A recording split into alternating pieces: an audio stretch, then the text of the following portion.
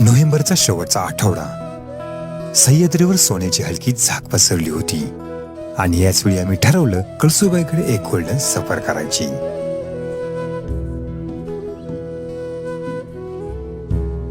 नाशिकमधून टेंट घेतल्यानंतर एकच दिशा होती, सह्याद्रीचं सर्वात उंच शिखर कळसुबाई.